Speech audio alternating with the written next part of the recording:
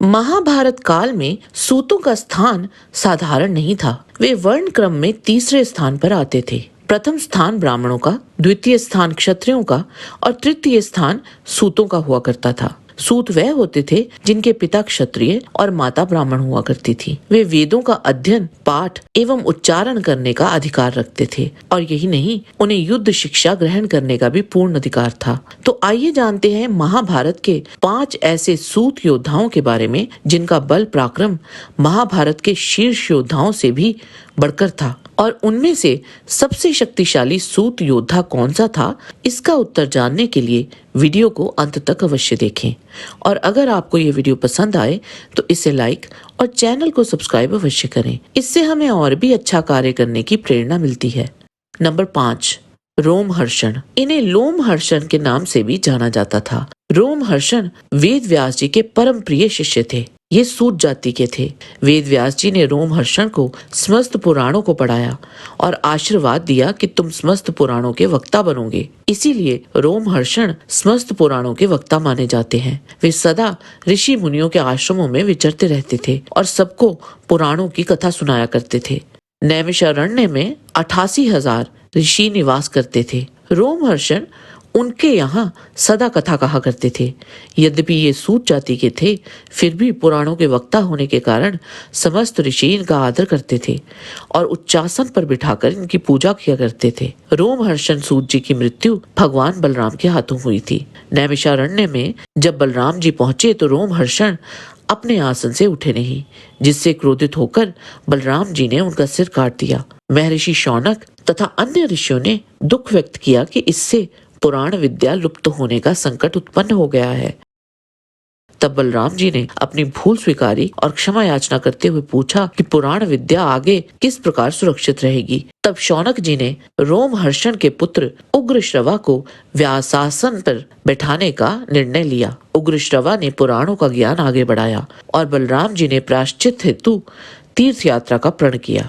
Number 4, Daruk. Daruk भगवान श्री कृष्ण के सारथी थे। महाभारत काल में श्रेष्ठतम सारथियों में से एक थे। उनकी क्षमता, निष्ठा, कौशल और योग्यता निश्चित ही प्रशंसनीय रही होगी, तभी तो श्री कृष्ण ने उन्हें अपना सारथी चुना था।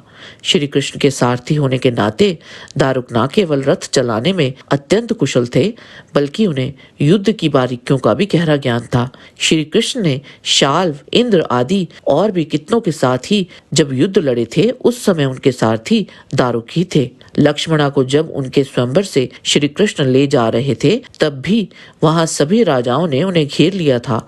उस समय दारुक ने रथ को सब राजाओं के सामने ही द्वारका के लिए हाँक दिया। उनमें से कुछ राजाओं ने धनुष लेकर युद्ध के उद्देश्य से रास्ते में पीछा किया कि हम भगवान को रोक ले, परंतु उनमें से एक भी सफल न हो पाया। श्री कृष्ण ने भी जाते समय कितने ही राजाओं का वध कर दिया। कुरुक्षेत्र युद्ध में भी जब एक समय सात्यकी का रथ नष्ट हो चुका था, तो श्री कृष्ण के कहने पर दारुक सात्यकी के सारथी बने थे और तब सात्यकी ने अपने शत्रुओं पर विजय पाई थी।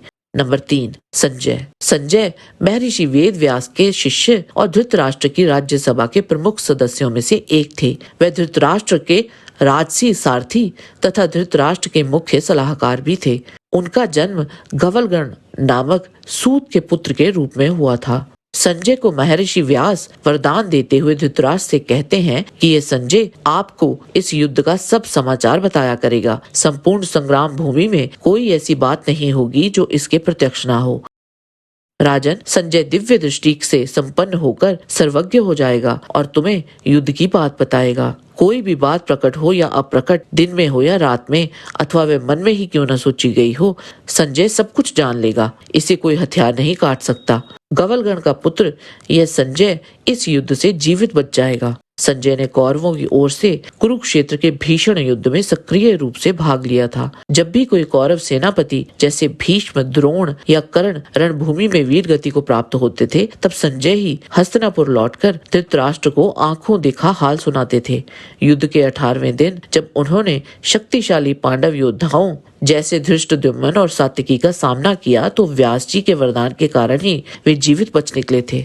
नंबर 2, कीचक। महाभारत में कीचक मत्स्य राज विराट का प्रधान सेनापति और एक शक्तिशाली सूत योद्धा था, जो सूत राजा कैकेय और रानी मालवी का पुत्र था। वह अपने असाधारण बल के लिए जाना जाता था और स्वयं दुर्योधन उसे भीम, शल्य और बलराम जी के बराबर मानता था, जिसे केवल ये ही पराजित कर सकते थे। कीचक विराट की सेना का प्रधान सेनापति था और उसने कई बार त्रिगर्त के राजा सुशर्मा को उसकी सेना सहित युद्ध में पराजित किया था। वह अत्यंत बलशाली, कुशल गदा योद्धा तथा पराक्रमी वीर था। मत्स्य राज्य का सेनापति रहते उसने अपने अदम्य साहस और अपराज्य पराक्रम से राज्य की सीमाओं को अभेद्य दुर्ग बना दिया था। उसकी प्रतापी उपस्थिति के कारण किसी भी अन्य राज्य को वहां आक्रमण करने का साहस नहीं होता था। उसने अनेक आक्रमणों को सफलतापूर्वक विफल कर अपने राज्य की रक्षा की थी एवं वीरता का परिचय दिया था। हालांकि उसका अहंकार और द्रौपदी के प्रति दुर्व्यवहार उनके विनाश का कारण बना। अज्ञातवास के दौरान जब कीचक ने द्रौपदी का अपमान किया था तो भीम ने रात्रि में उससे बाहु युद्ध किया और उसे इतनी निर्ममता से कुचला कि उसका शरीर मात्र एक मांस का लोथड़ा बनकर रह गया।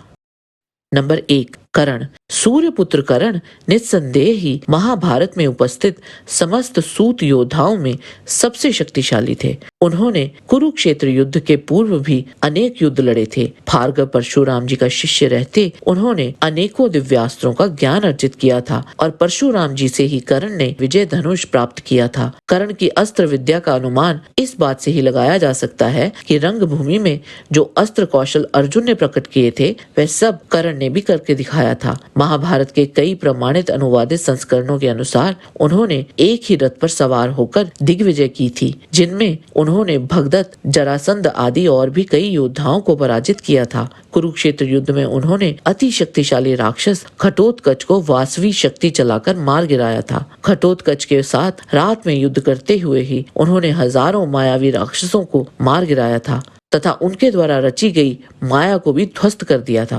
अर्जुन को छोड़कर उन्होंने बाकी सभी पांडवों को पराजित किया था। सात्यकी और भीम से उनके कई युद्ध हुए थे, कुछ में उनको भी पराजय मिली थी और कई युद्धों में कर्ण ने उन दोनों को पराजित किया था। उन्होंने रुद्र की असनी को हवा के बीच में ही पकड़ लिया था। अर्जुन के इंद्रास्त्र को भी सफलता से काट दिया था। उनके द्वारा चलाए गए भार्गवास्त्र को कोई भी काट ना पाया था। उनका अर्जुन के साथ हुआ अंतिम युद्ध सबसे प्रलयंकारी माना जाता है। बुरी तरह से घायल होते हुए भी 2 बार वह अर्जुन पर भारी पड़ गए थे। श्राप मिलने के बावजूद भी वह अर्जुन पर ब्रह्मास्त्र चलाने में सफल हो गए थे। कुरुक्षेत्र युद्ध में उन्होंने अकेले ही पांडवों की 2 से अधिक अक्षौणी सेना मार गिराई थी। आज के वीडियो में बस इतना ही। आशा करते हैं कि आपको हमारा ये वीडियो पसंद आया होगा। कृपया इसे लाइक और शेयर अवश्य करें। किसी भी प्रकार की त्रुटि के लिए आप सबसे क्षमा याचना करते हुए आपसे निवेदन है कि प्रेम पूर्वक परमपिता परमात्मा को मन में धारण करें और बोलें, वैदिक सनातन धर्म की सदा ही जय।